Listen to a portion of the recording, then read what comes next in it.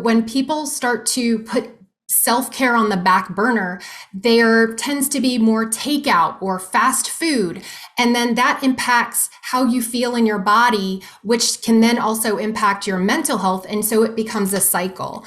The other thing I see is chronic stress. When we're under stress, cortisol floods the system, and then following that, glucose. And if we're not getting chased, right, or if we're not running, we're not using that glucose. And then it gets stored as fat. So, and then the third, another reason is sleep, a lack of sleep. So people who sleep less than 6 hours per night have the propensity to get in up to 400 more calories per day, because usually it's that afternoon 3 o'clock munchies, and really it's their body saying, hey, we need more fuel to keep us going. We need something. And people don't realize that that comes from a lack of sleep, and that can impact their weight.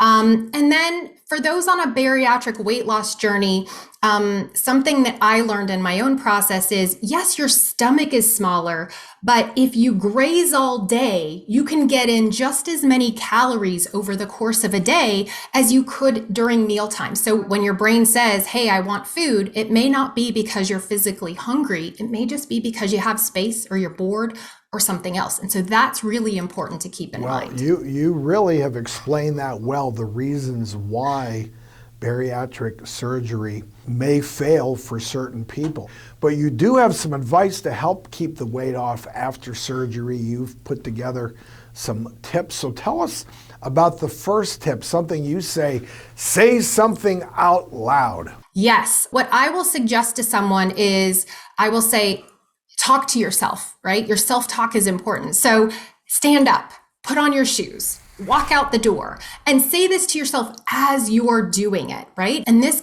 gets people into action. And that's sometimes what they need. They just need to get into action. And so I think that's important, is when you talk to yourself, when you're encouraging, you can actually change the course of your behavior. Your second tip is make the most of your downtime. What does that mean? So make the most of your downtime is using what I call the golden nuggets throughout your day. One of the ways where I see people get stuck is meal prep. That's a good example, because sometimes meal prep can be really overwhelming for people.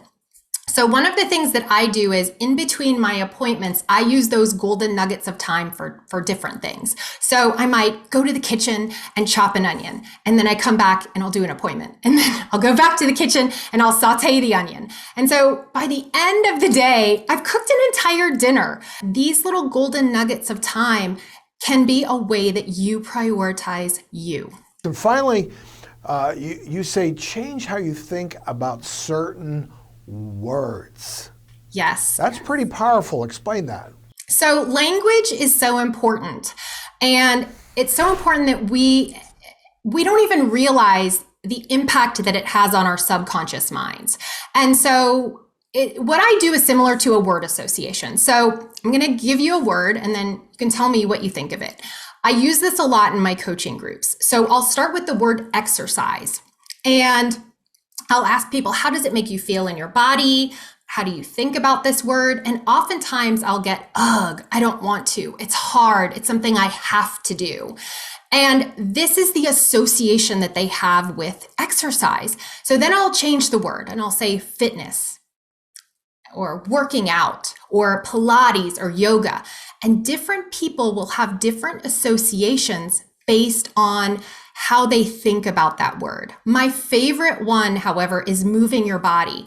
I have found the least resistance for people with using the phrase moving your body. And so what I found is, when I encourage my clients to move their body, they're moving their body, but it is exercise. They just didn't like that word exercise. So this is helping people to rewire their brains, to create short steps, to take action and reprogram how they think about things so that they can engage with it differently.